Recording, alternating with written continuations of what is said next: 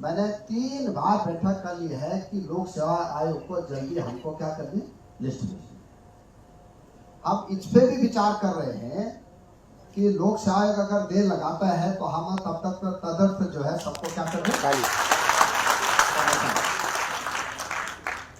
लेकिन मेरा निवेदन है आप लोगों से कि लगभग 3000 लोगों के प्रमोशन होने एलटी से और लेक्चरर। 3000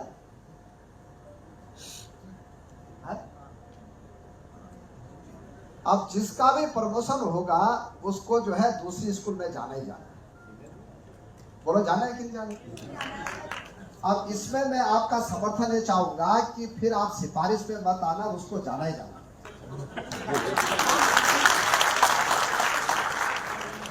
और सबके सामने बोला, मैं देखो मैं पीठ पीछे बोलता भी ठीक है ना।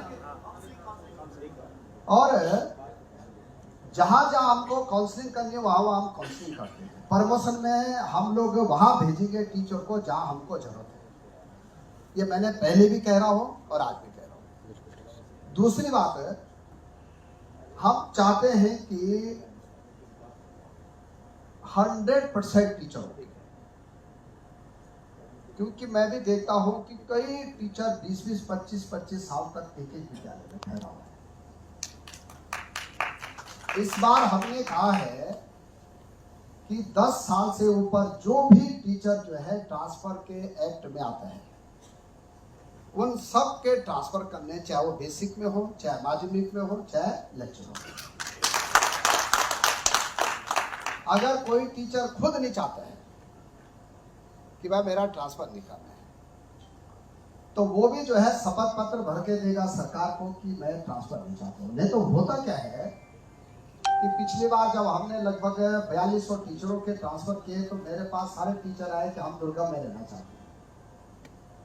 और बाद में राणा जी, जब भी मैं कॉलेज में जाता था, मंत्री जी बहुत साल हो गया हमको, तो जितनी मेरे पढ़ी मेरी बोलो हो सकती नहीं हो सकती, बिल्कुल नहीं।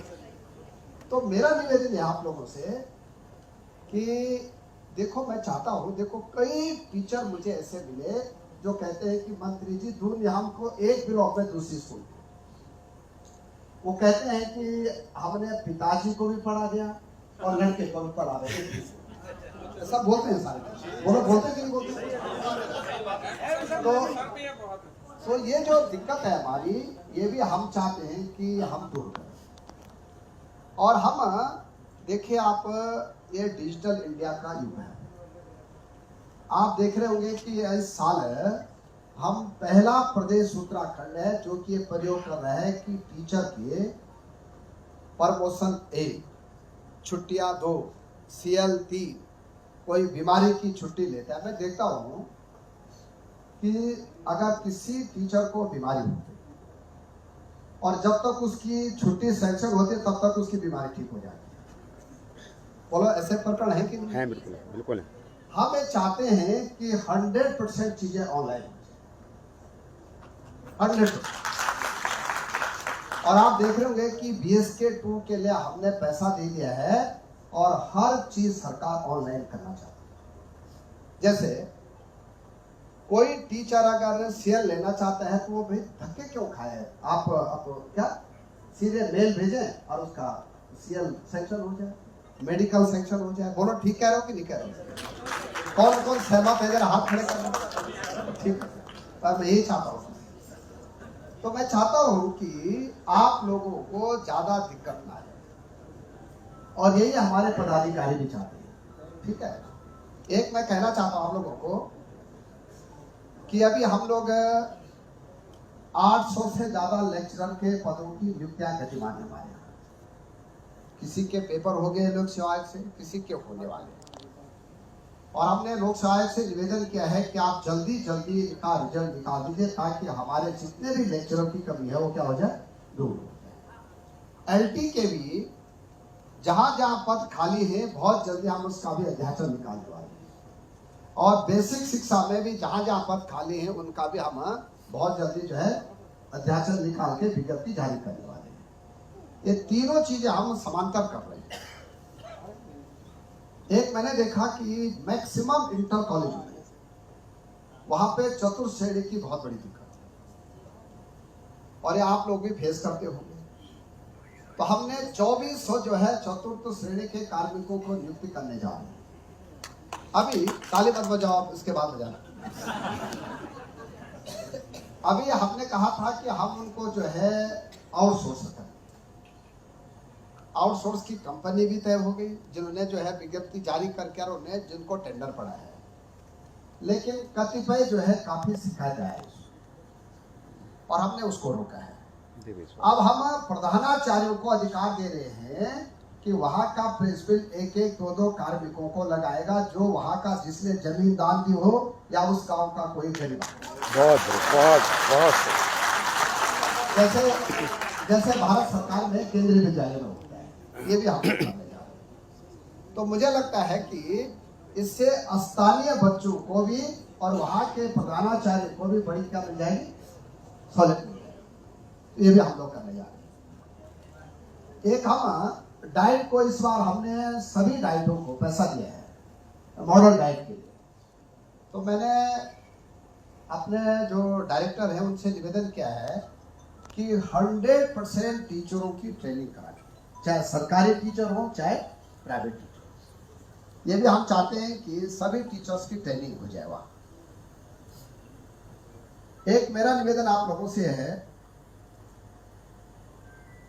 कि जब भी मेरा दौरा किसी जिले में होता है तो वहां के जो शिक्षक संगठन के साथी हैं, ठीक है, कई बार क्या होता है आपको छोटी छोटी मांगों के लिए निदेशालय तक आना पड़ता है। कई बार क्या होता है कि पिथौरागढ़ से आदमी को देहरादून आना पड़ता है, चमोली से भी आना पड़ता है। तो जब भी मैं जिस भी जिले में आऊंगा दौरे पे, तो आप आधा घंटा जो वहां के पदाधिकारी मेरे साथ जरूर करें। वैसे तो मैं मिलता सभी को हूं, पर फिर भी विधिवत जो है वहां के मैं सीओ को भी और वहां के जो हमारे एलटी और लेक्चरर के जो हमारे क्या है अधिकारी वहां पे और एडी, उनको भी बुला के जो आपके जिले स्तर के काम है वो वहीं पे क्या हो सकते हैं, सॉल्व हो सकते हैं। और एक मेरा अध्यक्ष जी से निवेदन यह है कि आप ये तय कर लीजिए कि हर 2 महीने में एक बार आपने जो है हमारे अधिकारियों के साथ बैठना है। और मैंने देखा कि जब हम नियमित रूप से बैठते हैं, पिछली बार पैनली जी यहाँ पे बैठे हैं, हमने जो इनकी डिमांड थी शिक्षक संगठन जो करने लायक थी वो सब। इस बार भी हम चाहते हैं कि हर 2 महीने में हमारे अधिकारी और शिक्षक संघ के 5 पदाधिकारी जो है हर 2 महीने में एक बार जरूर बैठे। उससे क्या होता है कि शिक्षकों की बातें भी आ जाती हैं और सरकार की बातें भी आ जाती हैं। तो मुझे लगता है कि काफ़ी ये बातें हो सकती हैं और मैं अपनी ओर से सभी पदाधिकारियों को धन्यवाद भी देना चाहता हूँ, आपको शुभकामनाएं भी देना चाहता हूँ।